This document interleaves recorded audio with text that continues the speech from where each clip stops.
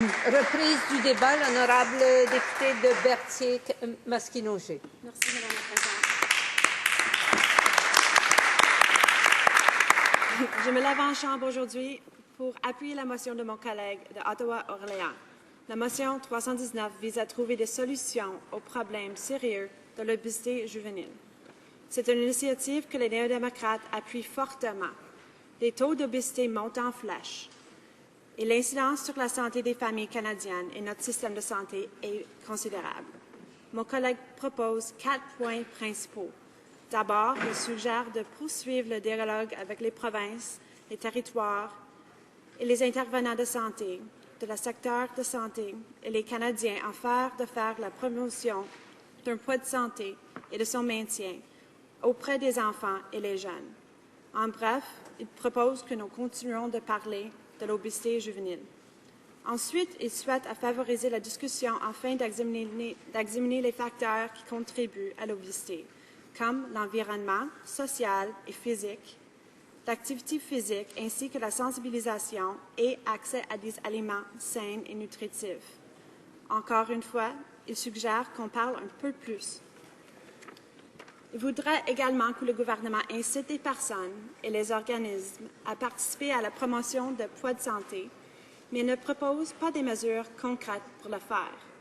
Finalement, il conseille au gouvernement de s'inspirer au cadre d'action intitulé « Freiner l'obésité juvénile » qui découle de l'appui accordé par les ministères fédéraux, provinciaux et territoriaux et de la santé et la déclaration sur la prévention et la promotion. Elle demande que tous les intervenants prennent des mesures visant à s'attaquer aux problèmes de l'obésité, notamment chez les enfants, à favoriser l'activité physique et les choix sains en matière d'alimentation. La motion permettra de sensibiliser les Canadiens à cette question et de créer un dialogue visant à s'attaquer au taux d'obésité au Canada. Cet objectif est important, mais les néo-démocrates pensent qu'on devrait aller encore plus loin. D'ailleurs, l'NPD a toujours réclamé la réglementation des gras trans dans les aliments, afin de réduire le rôle qui joue la mauvaise alimentation dans l'obésité juvénile.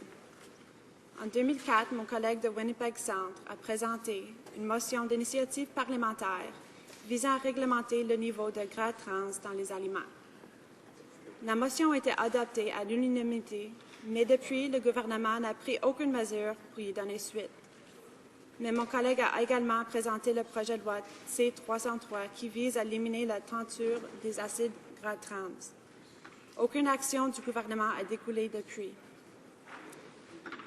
Et ce qui concerne l'obésité juvénile, il est primordial d'agir vite et tôt.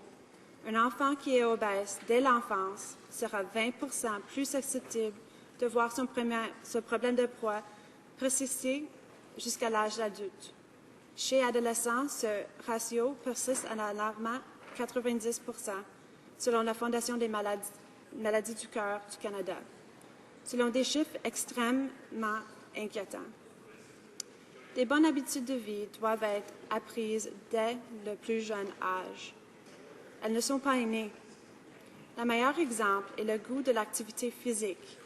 Un jeune qui a des parents actifs et qui est encouragé dans son contexte scolaire à pratiquer du sport sera plus apte à conserver des bonnes habitudes tout au long de sa vie. Sachant cela, je suis inquiète de voir peu de place accordée à l'activité physique dans les écoles. Des mesures concrètes doivent être mises à l'avant, rendre nos milieux plus propices à l'activité physique, réduire la commercialisation d'aliments riches en gras, en sucre ou sel, et améliorer la disponibilité des aliments nutritifs à prix raisonnable. L'obésité juvénile a des conséquences sur la santé physique, mais aussi sur la santé affective et sur la vie sociale d'un enfant. Lorsqu'un jeune a une faible estime de soi, ça risque de la poursuivre tout au long de sa vie. De plus, nous savons tous à quel point les enfants intimident facilement les autres enfants qui sont différents, et cela peut avoir de graves répercussions à court et à long terme. Voilà pourquoi je soutiens la motion de mon collègue. Mais on doit aller plus loin en exigeant des mesures concrètes et le plus rapidement que possible. Il y a eu des rapports qui ont présenté des recommandations claires. En 2007, le Comité permanent de la santé s'est penché sur l'obésité juvénile. Je suis surprise de voir que les recommandations formulées par le Comité n'ont pas été incluses ici, dans la motion 319. Par exemple, dans son rapport intitulé « Des enfants en santé, une question de poids », le Comité recommande que le gouvernement fédéral fixe des objectifs clairs de réduction des taux d'obésité juvénile, suggérant une diminution de 2 % d'ici 2020. Le rapport a aussi suggéré que le gouvernement présente au Parlement un rapport annuel sur l'ensemble des efforts déployés pour favoriser un poids santé chez les enfants et tous les résultats obtenus. Ces recommandations viennent de témoignages d'experts dans le domaine, mais le député d'Ottawa-Orléans a choisi de ne pas retenir leurs conseils. Les provinces ont montré qu'il est possible d'agir dans le dossier pour réellement faire diminuer le taux d'obésité juvénile. En Alberta, par exemple, un programme appelé Mind Exercise Nutrition Do It a réussi à réduire réellement l'indice de masse corporelle et les niveaux de masse adipeuses chez les enfants, d'améliorer les habitudes alimentaires, accroître l'activité physique et d'améliorer la confiance et l'estime de soi.